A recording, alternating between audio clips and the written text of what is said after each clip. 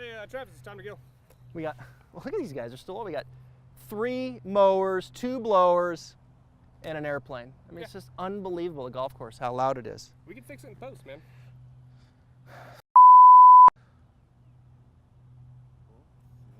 All right, well, welcome to the Stripe Show with Travis Fulton.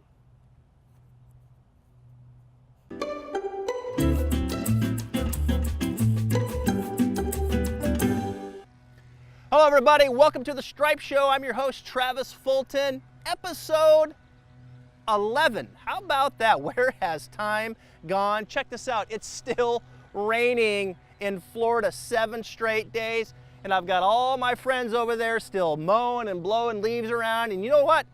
I don't care anymore. I've got my buddy here, Tom. I just want you to sit back, relax, and enjoy the show. I'm gonna get wet, I'm gonna talk louder, and I'm gonna make you a better player. So you ready? Here we go. The Stripe Show, episode 11. What's coming up? Well, we've got 4 swings. 4. Show us your swings. I'm gonna give them a full analysis and game plan, some things that you can learn from them, and special guest and friend Dave Phillips, the co-founder of the Titleist Performance Institute. I got to catch up with him during Players Championship week and catch up with all the players that he's working on and all the good stuff that they're doing at TPI. I gotta tell you, I've learned a lot from him, and what they've done is a great job of bringing all of the different departments and specialization of the sport together. What can your body do, right? How do you screen certain parts, and how's that gonna affect your golf swing? I can't wait to share that interview with you and what we can learn from that as it pertains to shoulders and hips. We're gonna focus in on that. But before we get to our first Show Us Your Swing, I wanna say congratulations to Aaron Weiss, 21 years of age, graduated from the University of Oregon, the champion of the AT&T Byron Nelson. I promise you, that will not be his only win. Works with Jeff Martin, a terrific teacher, and I think one of the more underrated teachers in today's game. I'm working to get him on a future show of the Stripe Show. So let's get to our first Show Us Your Swing, and this is Christopher Wilbanks.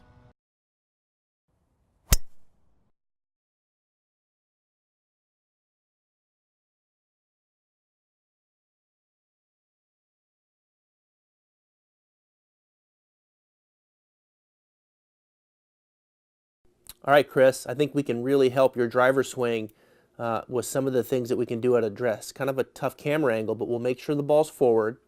Got to tilt your spine to the right some, and then I'm going to make you turn your chest more to the right of the ball, and I'll show you all that, and that's going to help considerably. Now, in the swing, I think going back, once we change the setup, I think you'll get more value out of the good turn that you make to the top. Very well done there. Shoulders, hips, nice work.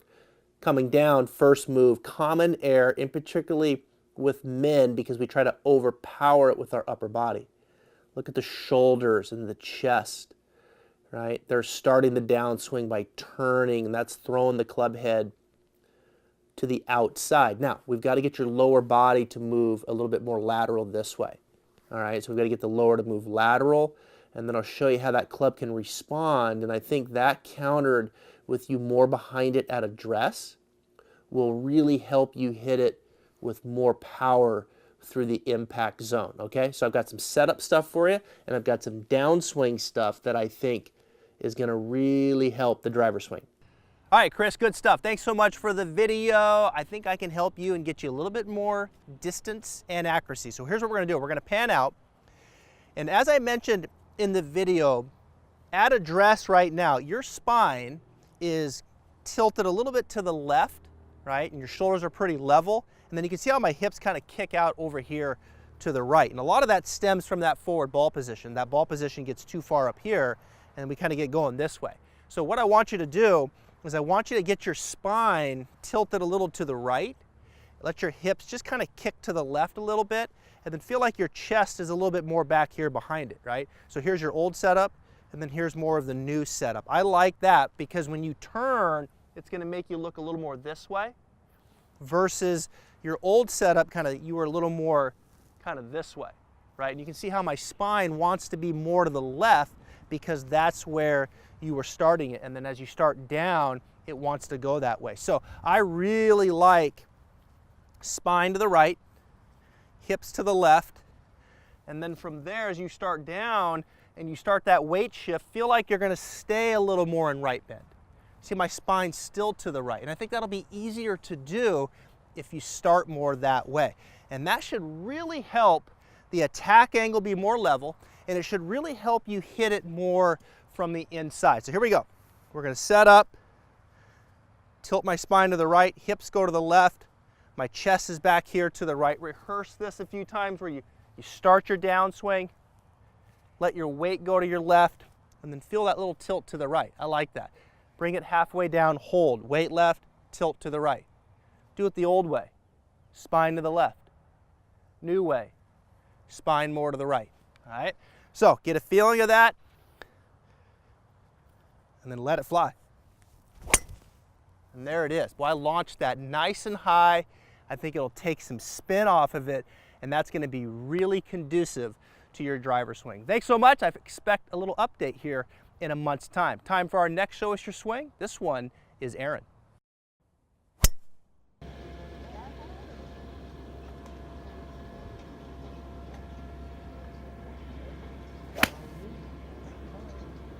Hey Aaron, Travis here. Going to give you some thoughts here on the swing. Kind of a tough camera angle, but I'm going to do the best I can here. The first thing, make sure you're not too bowed forward at address. I'm going to give you a checkpoint there. Now, first move, it looks like at the top of the swing, pretty flat lead arm, right? Not the end of the world. You can see the right arm here, right in there. Club face looks pretty good. But then when you come down, it looks like that club wants to steepen, right? So it looks kind of flat going back, right? Say there's the shaft there, lead arm, shaft, and then coming down, look where it is, right? Now you can see how it's kind of up above it, okay? So I think I want to try to reverse that a little bit, see if we can maybe take it back a little more upright, and then try to shallow it out a bit, coming down, and I think that'll help this little chicken wing effect. See that right elbow right there? I think we can start to clean that up if we can reverse that shape a bit in the backswing, and then how that leads to the downswing. All right, here it comes. All right, Aaron, good stuff. Thanks for the video. Love the lefties coming in. I'm gonna show you a few things that I think are gonna help you out. And I wanna go to the target line view here, just like that you sent me there. And I told you I was gonna give you a checkpoint, because I thought you were a little too far from it. When you get a little too far from it, this collar here kind of gets out over too much your toes like this. And if you were to take your trail hand off and just let it hang there, you can see how it's gonna kind of fall out here, right? So what we're gonna do is we're gonna scoot in a little bit, stand up a little taller.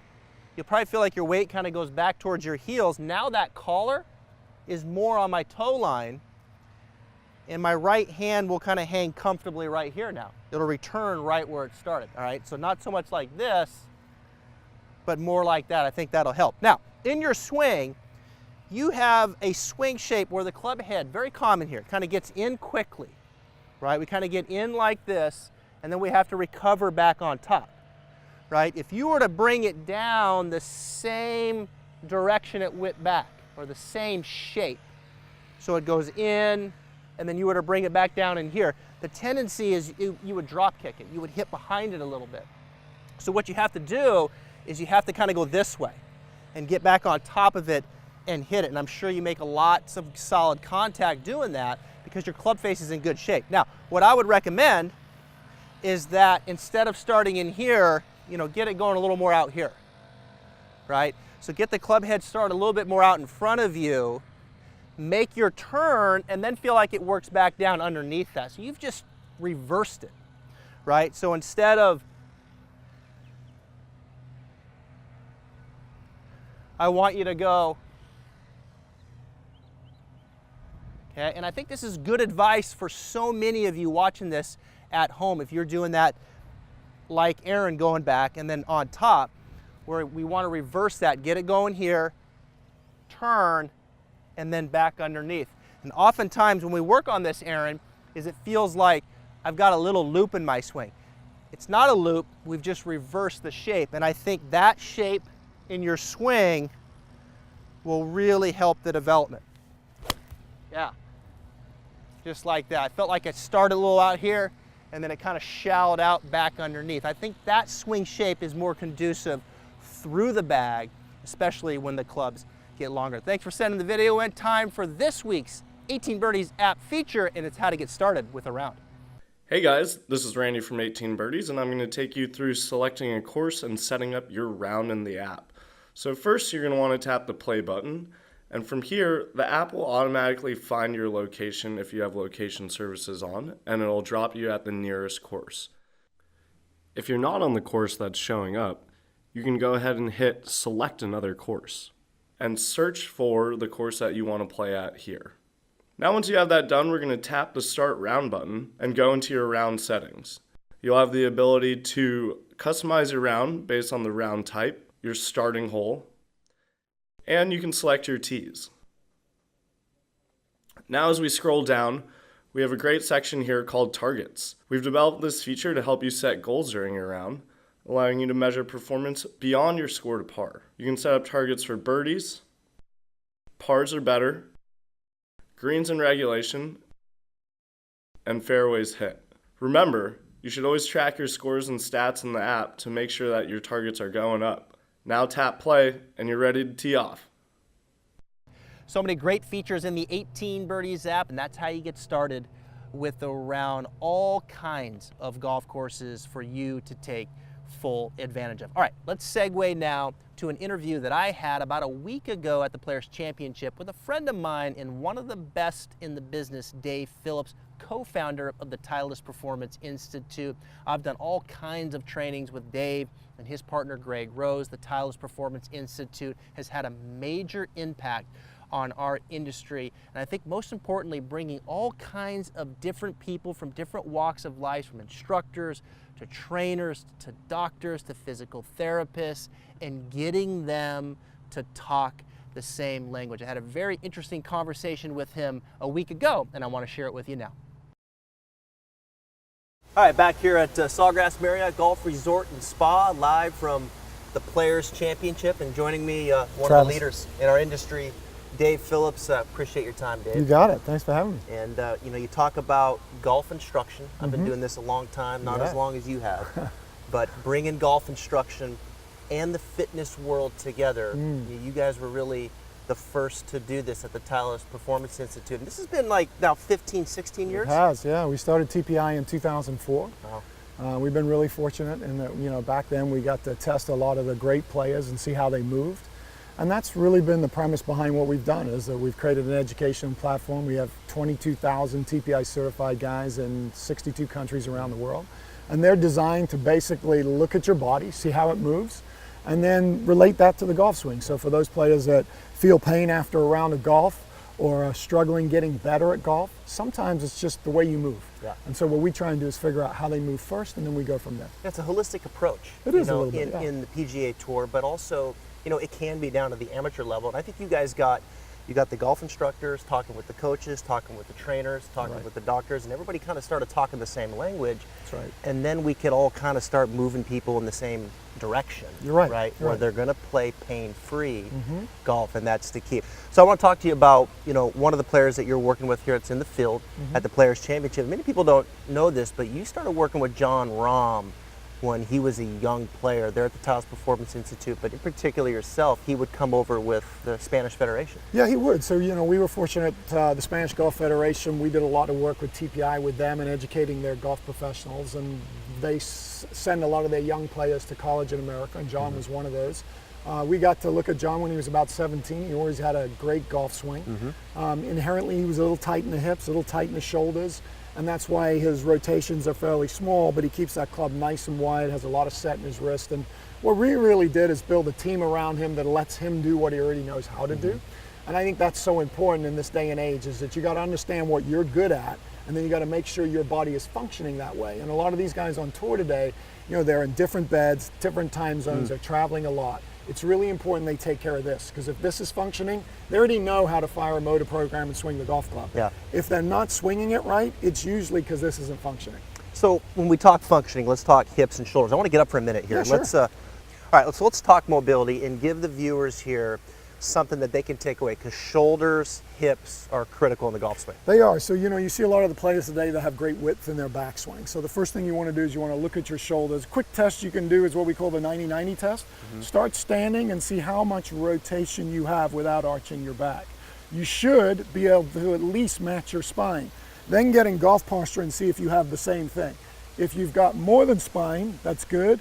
You should still have that when you're in golf posture. If you're one of these that when you get to here you feel some tightness in the shoulder, then that's where you have to be a little bit careful, because what's happening is in your golf swing, if you try and get your arms up in the air, you're either going to lose your posture or you're going to get it from somewhere else. So the shoulder is a real important one, and it's a small capsule. It's kind of like a golf ball sitting on a tee, right?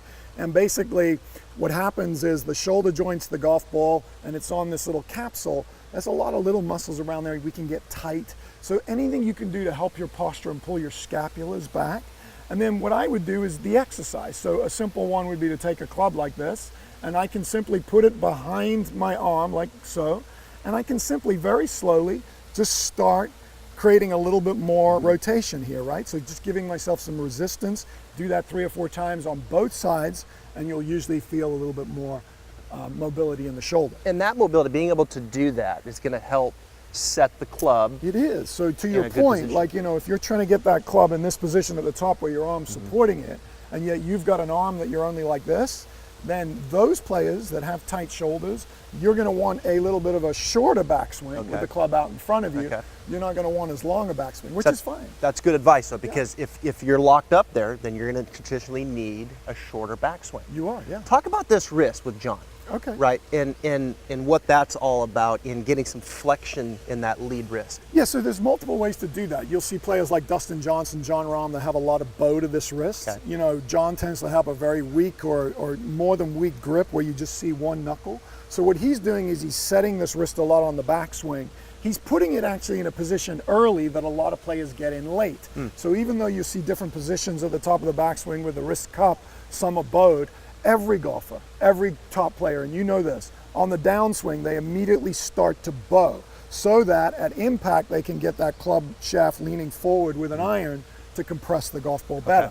So it doesn't matter where you do it. Someone like Jon Rahm does it early and does it in the backswing. Dustin Johnson does the same thing. But there are players that have more of a cupped position, flat left wrist position. What matters is that somewhere you do it. So some players do it early, some players do it late. All right, so let's talk hips now. Yeah. Right, let's get some hip mobility. Got You know, it. for a while, I think the message to the consumer was don't turn your hips in the backswing. Yeah, that's a big mistake. Turn your shoulders, Yeah. not your hip.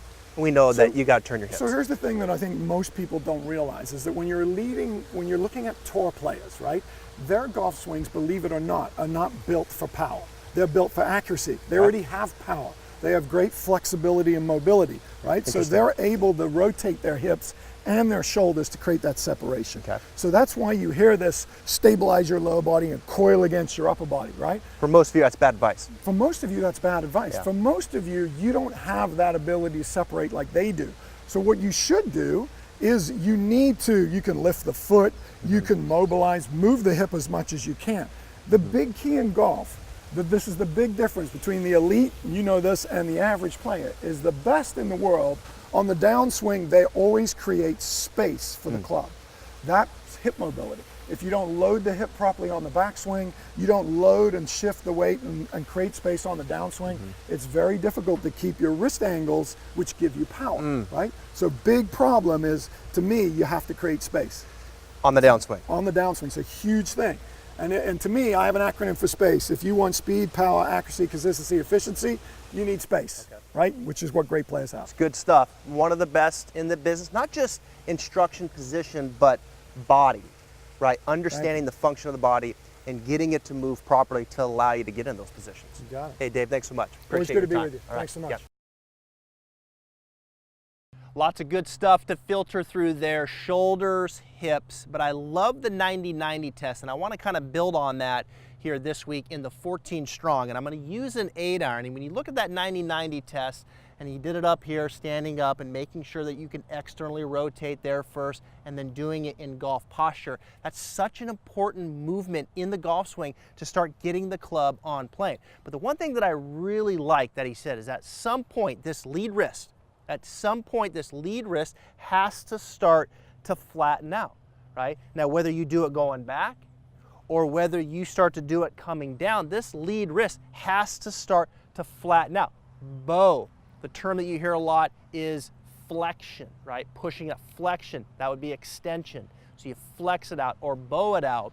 At some point, that lead wrist has to start to do that. So I've got my 8-iron here, and we're gonna go to the target line, and I'm gonna set up here, and what I'm gonna do is I'm gonna start working my left wrist flatter or slightly bowed going back, all right? So I'm gonna take it halfway back, right? And at this point, my left wrist feels pretty flat.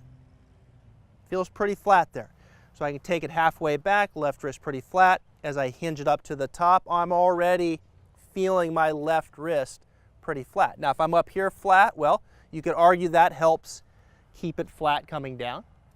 And then from there, as I go to face on here, that helps keep it flat at impact. And we want a flat left wrist at impact or even bowed. That gets the shaft more forward, de-lofts the face, right? It's gonna help the club face start to swivel and square up. Now, if I take the lead wrist and I take it halfway back, and at this point it feels a little cupped, right? I feel a little cupped right here, or a little extended in the lead wrist. I could take it up to the top. My left wrist right now is cupped. It's extended. I could carry that left wrist down cupped, not recommended, and still get it as I go to face on to flat at impact. That's a lot of heavy lifting. There are players that do that, have very gifted hands. Phil Mickelson, Mark Leishman. But you really want to start working that lead hand. If it's cupped at the top, you want to start flattening it out in transition, right? See how I did that? I started to flatten it out in transition, and you can see the effect on that club face. Look at this, extended. My left wrist right now is cupped. That shaft is more vertical. That face is open. That's tough. Now watch. I'm going to start to flatten it out. And you can see how that shaft shallows out, and look at the face. It starts to rotate down, right? So that is a move that you see with the better players. And I love the way that he phrased it. At some point, your lead hand has to start to flatten out. It has to start to bow. Now, one of the words that I'll use a lot is curl. Your lead hand. Start to curl these bottom 3 fingers. Let's go back to face on. Get in here tight here. These 3 fingers right here. Start to curl them under it like this, right? Here's cupped. Here's bowed, right? I start to curl these 3 fingers underneath. So if I go back to address and I take it halfway back, so I can feel those 3 fingers right now starting to curl underneath, right? That helps keep the face square. I go up to the top, hinge it. I'm starting to curl those 3 fingers. I'm going to bring it down. I'm starting to curl those 3 fingers. Feels like I'm kind of rolling them underneath. I'm going to go to impact. I feel those 3 fingers from face on. I'm rolling those 3, curling them underneath. And I keep doing that, turning down to post impact, kind of a la Jordan Spieth. Look at that, right? So I like that, curling those 3 fingers, kind of rolling them up under, bowing. At some point, we got to get this lead wrist to flatten out, to bow. Whether you do it going back or you're doing it coming down, it's going to have a huge influence on the shaft, and it's going to have a huge influence on the club face. All right, so let's go back to address here. One more time. Now, where does this external rotation, right, of this shoulder start to play in? As I take it to the top, here's 1, and I go up to 2, this feeling of the elbow, right, pinching in, pinching towards the left, starts to bend that right hand back, starts to encourage that left hand to flatten out. If I went this way and my elbows were apart, then I would start to cup that wrist, right? So here's 1, here's 2. I'm going to pinch, right elbow's pinching the left, and I'm starting to curl that left hand, flatten it out. There it is at the top, beautiful position. Same thing coming down, right? Now, if you're tight there, as he said, we need to work to try to get that a little bit better, or you simply are going to start to shorten it up a little bit, right? Your swing's probably going to get a little bit shorter. There's some other options there, and we'll get into that a little bit later. But for right now, it's probably best just to shorten that up and really work on this movement in the shoulder. So I like this external rotation that he talked about in the shoulder, right? And even doing that on both sides, and how that really supports what we're trying to do with the club face. Left hand, got that curl in the left hand, got the feeling of that curling up here. It's flat or it's bowed. We're working that down. We better start getting there here, close here at delivery, and we certainly better be there at impact. Look at that, at impact, boom. Right elbow bent, right wrist bent, left wrist flat, left wrist bowed.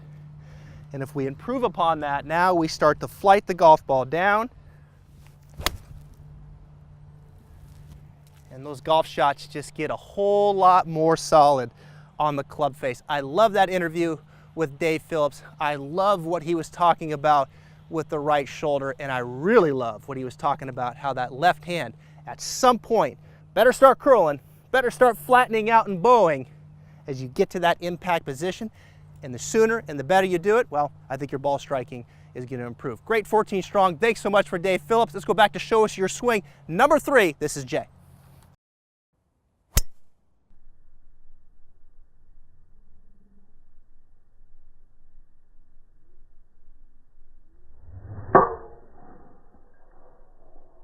All right, Jay. Hey, Travis here. Thanks for the video. You're looking for a few extra yards. I think that's going to be easy to do. Lots of good things in your swing. Do a nice job turning the upper body. Thoracic spine, wrist hinge, arms, everything structured nicely in the upper body. Got to get your right hip to participate more. You can see how your hip's kind of sliding. We got to get it to turn more up and back that way. Get you more loaded into your right heel. Now, what that'll offer is on the downswing, now you can use your lower body to put a little bit more lateral shift towards the left foot. I think you're starting more with your upper into rotational, and you don't get lateral enough, right? We got to get your lower body to move more pressure this way to start the downswing. And when we do that, then you can start to unwind. I think that countered with a better backswing will pick you up those few extra yards. Here it comes. All right, Jay, good stuff. A lot of good things in your swing. Few more yards. I think I can get it to you here. All right, it's going to be you and I face on. Here it comes. Ready? The first thing is getting this right hip to turn a little bit better going back. You're very flexible in your spine and in your shoulders. You're doing a good job up here. Your lower, though, is not turning too much. If anything, it's kind of kicking out this way. So we've got to get this right leg and right hip to draw more back like this. Act like you were going to take like a lawnmower cord. I was going to pull this cord, and I'm just going to start pulling it straight back. Just like this. I'm pulling that cord straight back through my right hip. See how that opens up a little bit? And that's what I want you to do with the golf swing, is pull that thing straight back. And as you do that better turn, you'll feel more loaded up into the right heel rather than, say, drifting this way. You wouldn't take that cord and pull it like this. All right, so I think that's a good analogy for you to get more loaded up and turn into the right side.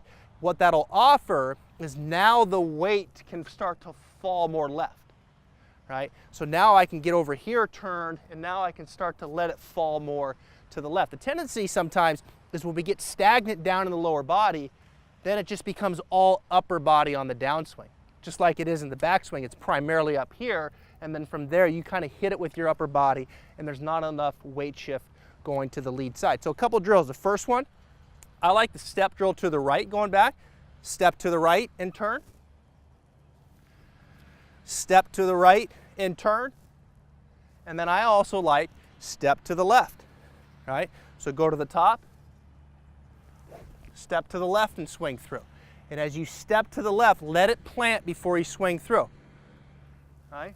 Step to the left and then swing through. So you're going to feel a better loading sensation in the hip, and then you're going to feel the weight step and move to the left side, and then from there you can really turn the gas on coming through. And I think if you do those two things, I'm going to say 10 to 12 yards with the driver. That one felt pretty good. Still going, Jay. I expect a little update from you in a few weeks after you work on your hips and that weight shift on the downswing. All right, we've got a fourth Show Us Your Swing. This one is Christian.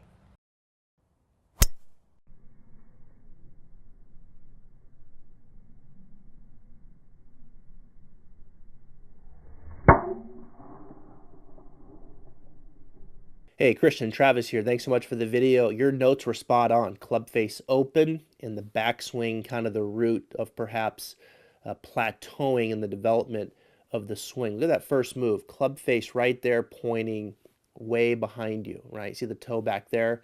We've got to get that club face pointing more this way. So that'll be pretty easy to do. We'll really talk about that right hand and that right shoulder a bit and how that works to the top of the swing. Now, anytime it gets open, usually you'll see the shaft start to stand up and get vertical as it does here, right? Pretty vertical, pointing well inside the line. I think we'll clean that up once we get the club face better. But I got to tell you, you do a nice job here. As vertical as that shaft is and that club face being open, you still shallow it out, you rotate through the shot, and then look at here. Lots of good stuff in the exit plane. So kudos to you in really timing some things up. I'm sure you hit a lot of good shots. But get the club face better, more shut, get the shaft better at the top. I think it'll create a better environment for you to hit a more quality, consistent shot. So here it comes. Let me help you out here. I tell you what, you're doing a good job on the downswing and coming through. And so much of the golf swing is probability, right? Trying to improve the probability of impact. And you've probably plateaued a little bit. And the reason for that is because of how you're using the club face. So we're going to go to the target line view here. Now, when you take it back, you got a lot of rotation in the face. That toe is pointing a fair amount behind you, so much that the lead shoulder is coming up like this. All right, so what I want you to do is I really want you to try to keep the club face looking more down. Okay, get the club face looking more down to the ground. See how the toe's more in, from my perspective, like 10 o'clock rather than say 2 o'clock. Now, as you do that, club face here, that left shoulder will definitely turn down a little bit more. And then from there, I think you can start to get the shaft to be a little bit more on this kind of horizontal side back here, laying down versus vertical. So you kind of take it in open and then go vertical, but then from there, you know, you recover nicely and then back around to the other side. And I think what we can do is improve the probability of impact a little bit by getting the club face better, by getting the shaft better, and then from there you can respond. So here we go. We're going to take our setup here, rehearse halfway back, club face, left hand for me, your right hand. Just feel like it's turning down. Look at my left hand, kind of turning down to the ground rather than up to the sky. Okay, so club face down, then let it rotate, and then from there you're ready to turn and let it rip. And it'll probably take you a few times, like you might hit a few hooks to start with just because you're used to trying to overcome that club face. But I think what you'll find as you improve that club face going back and that club shaft at the top, you'll feel like you can kind of rotate. That ball flight will probably come down a little bit. And I think in time that dispersion will get really, really tight and hopefully open up a whole nother level of development for you. So really good work, Christian. You're probably at home right now and saying, I want to get involved. I want to send my video in. How do I do that? Well, here's how you do it. Hey there, Travis Fulton here with The Stripe Show. You want to get involved? What's on your mind? Send me a question, tweet it to @18Birdies app or email it to thestripeshow@18birdies.com. But perhaps you really need some help. I want you to send me a video. And in that video, I want you to tell me what the tendencies are with your ball flight so I can help you. Film your swing from face on, where you're looking at me just like this, or the target line. One of these two angles is what I need to see to give you some good feedback. So I'll tell you what, I'm going to make you a deal. I'm going to show you my swing. Now I want you to show us your swing. It's just that easy. All you got to do is film your swing, face on or target line. Give me a little bit of info and I'll help you out. The key, good information, right order, and that's what I try to do here on The Stripe Show. It's time for a little mailbag. All right, mailbag, and look at this. Our new golf bag here. We got some questions, right, Justin? Oh, we do. We've got one from John. He's from Oneonta, and he says, I've changed my attack angle from -3 to +2. What should I be looking for? Travis, I don't even know what he's saying when he says attack angle. Okay. So -3 to +2. Well, let's help here. So attack angle, what does that mean? Attack angle is measured, right, by TrackMan, other launch monitors, of how that club head is moving up and down vertically relative to the ground. Is the attack angle moving down? That'd be a negative number, right? So -3 is moving down -3 degrees through the strike. 0, of course, would be level. Positive would be on the way up. So that's a big change. -3 down to +2 on the way up. So as you would change your attack angle, you got to really look at the loft of the face. And that's what's cool about, you know, these drivers now and how versatile are. You can change the loft of the face. Now, generally speaking, when you start hitting down on it, right? When I start hitting down, say 3 degrees, and I add loft to the face with that, well, you're probably going to take away some loft on the face. We start to de-loft the face. And I remember when I was growing up, I hit like an 8.5 degree driver, but my attack angle, didn't have launch monitors back then, was probably 2 or 3 degrees down. So that kind of makes sense now, right? Now, you're swinging more on the way up. Now that attack angle is swinging more up. So what I would recommend is you could probably start to add a little bit more loft to the face, right? So that's a good question there. Attack angle, what is it? How does it change the loft of the face? Make sure you've got enough loft in the face so you're launching that golf ball up in the air, it's staying in the air, but yet with not too much spin. Well done by changing that attack angle. Number 2. We got Lisa from Kansas. I hit behind the ball, Travis. What am I doing? Okay, so we're hitting behind the ball. What if I didn't know the answer? Like, what if I was like, I have my own show and we're hitting behind it and I don't know? Well, you know what, Lisa? I've got something for you here. We're hitting behind it, we're hitting it fat, right? That's where we catch the ball first, then the ground. We can catch it thin, right? That's the other one where we catch more of the center of the ball or the top of the ball, and that doesn't feel very good either. So if we're hitting it fat, a couple things. One is, you know, we might be just getting a little too vertical going back. Oftentimes, we can kind of get a little stagnant with our turn, and the club can kind of go back like this and just start to get too vertical, and that causes us to hit it too much behind it. So I'd make sure that you're turning first, right? But as you turn, make sure the club head kind of stays out in front of you a little bit initially. Don't get it way in here, but out here, and then go ahead and make sure you're making a nice full shoulder turn and your hip turn. Now, coming down, I would make sure that from here we're starting to get some weight into the lead foot, right? One of the most common errors is when we come down, we can kind of hang back a little bit, and that causes us to hit it fat. We start to throw our angles at it, and we get the leading edge caught in the ground. So go ahead and start the club head out in front of you. Got to make a nice full turn, and then get the weight moving into the lead foot and turn. And as you do that, I think you'll start to move the divot. Yeah, there it is. You start to move that divot more up ahead of the ball. I like that for you, Lisa. Thanks so much for the question. Number 3. Oh, it's coming. Kelly from El Paso. My husband golfs too much. What gives? Oh, come on, that's really a question. Yeah, she My, asked it. She went there. I'm not going there. Let's go to the next one here. All Come right, on. all right. Good grief, I'm not getting in the middle of that. Simon from Washington.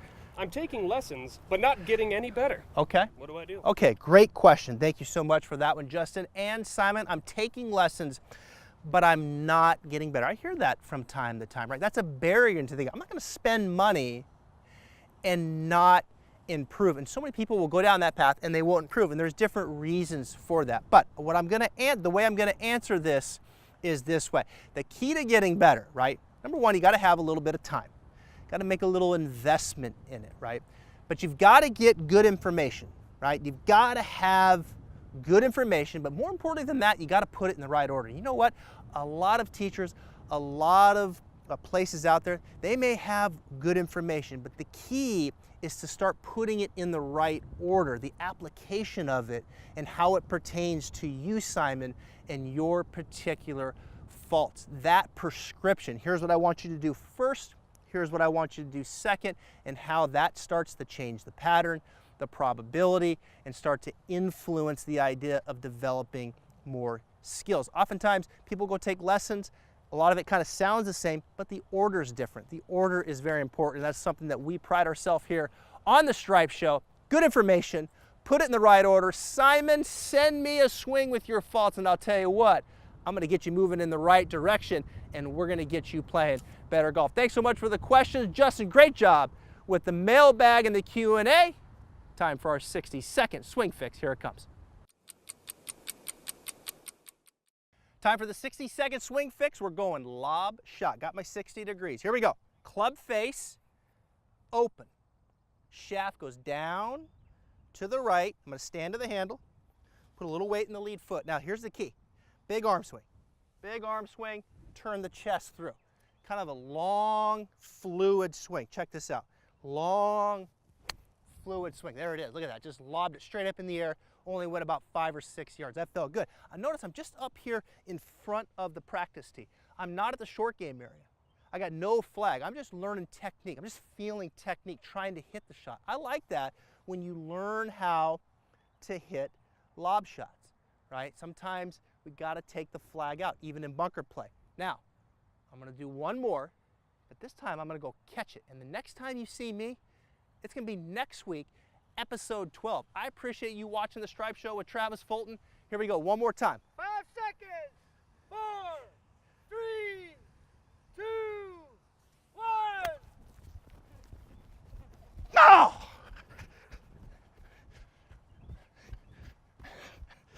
That was good. That was perfect. I almost got it.